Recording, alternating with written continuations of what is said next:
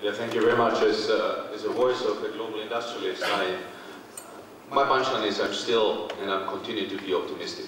Of course, we have all the challenges. Of course, we're living in a world of heightened volatilities with all the aspects which was already discussed.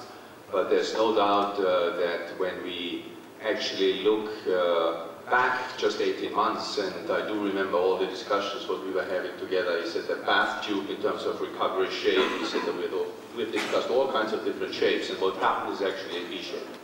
But when you look back in terms of which economies and industries have done best, I think more and more countries have realized during this crisis the importance of innovative, industrial, strong economies and sectors.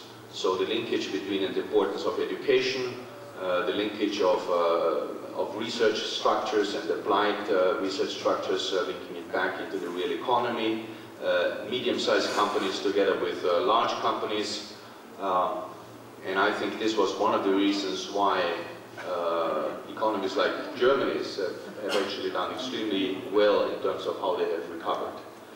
Indeed, we are facing a world which, when we look into the growth pattern and the forecast what we see for 2012 on a short-term basis, we see a certain slowdown in some parts of the global economy, but there's no doubt that the growth momentum is slowing potentially down.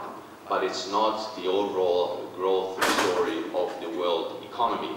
And indeed, we will continue to have this environment as we move forward. I would like to look beyond the short-term challenges to really focus on three long-term trends, which I think are at least equally important that we face them.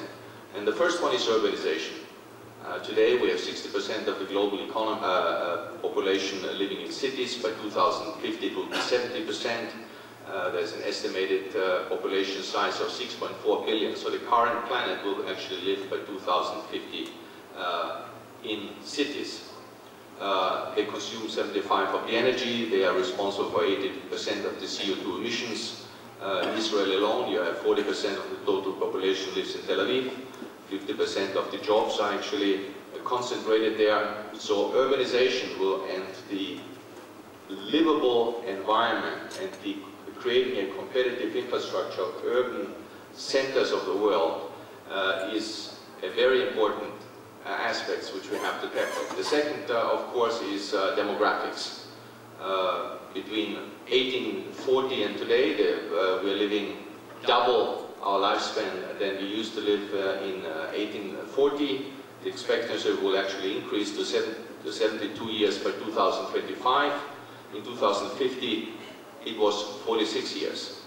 And the 65-plus generation will nearly double worldwide, from currently 7% to 12% in 2030. In Israel, this generation will even make up 14% of the population at that time. And this, of course, goes hand in hand with all the challenges of how do we redistribute our workforce, the impact on education, the flexibility, what we need to have in terms of social security systems, and so on and so forth. Second big challenge. The third one, and potentially the most destructive one, is, of course, the impact of climate change. And just most recently, the International Energy Agency have actually communicated that the, and I quote, energy-related CO2 emissions in 2010 were the highest in history. And the challenge of improving and maintaining quality of life for people in all countries while limiting CO2 emissions has never been greater.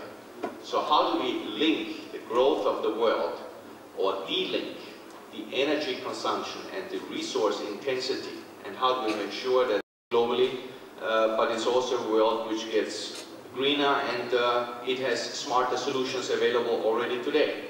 When we just look back to 2009, indeed there was a failure of agreement in terms of Copenhagen. But what has happened? Actually, the sustainability agenda has moved on the forefront of the political agenda globally. When you look into the current 12-year plan of China, for example, indeed it is addressing exactly this issue.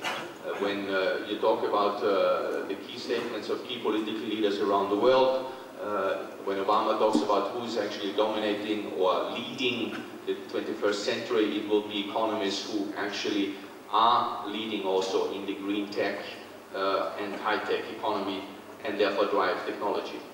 Germany has just most recently decided to change its overall policy arena around energy, and irrespective where you stand in terms of nuclear, it will certainly drive towards an increase in terms of renewables. It will be an environment which will spur innovation, and I think this great country is just a great example how you actually have developed great technologies, how to harness the sun, and driving actually really at a global scale, also leading technology forward.